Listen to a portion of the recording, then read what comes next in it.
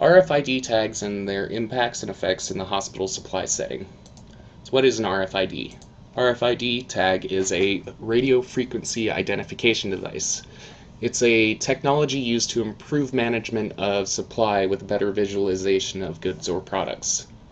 The RFID tag, unlike barcodes, can hold a lot more information. The barcode holds 10 to 12 digits, where the RFID tag uses a 94-character protocol. The RFID tag can be tracked at live time, and some can even be read through several layers of materials over large distances.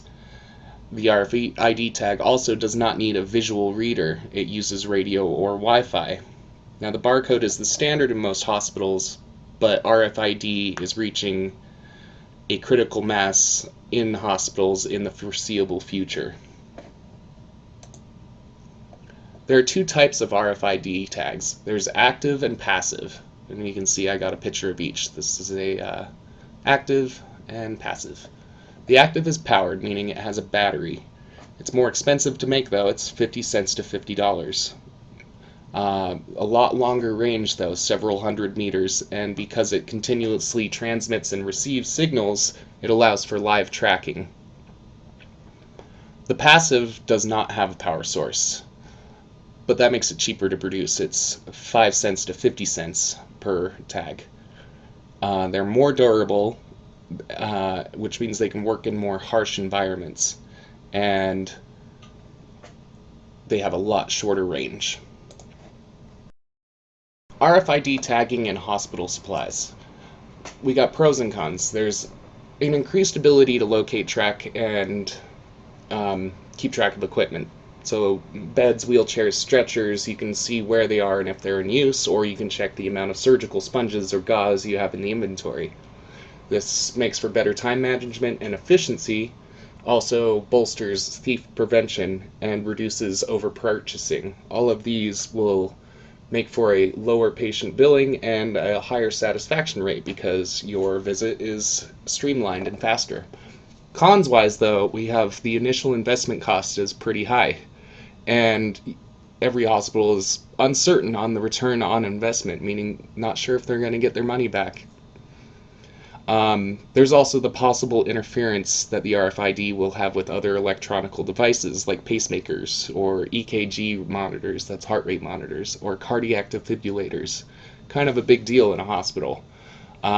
Also, there's the potential to compromise patient privacy. Because the tags are read through a reader, somebody with a similar device can potentially access patient information. We're going to talk about two hospitals where the RFID is in. We have the Memorial Sloan Kettering Cancer Center. This is a cancer center in New York. They started using RFID tagging in 2007 to assess inventory, eventually including asset and workflow tracking by using active RFID to locate mobile assets, beds, wheelchairs, stretchers.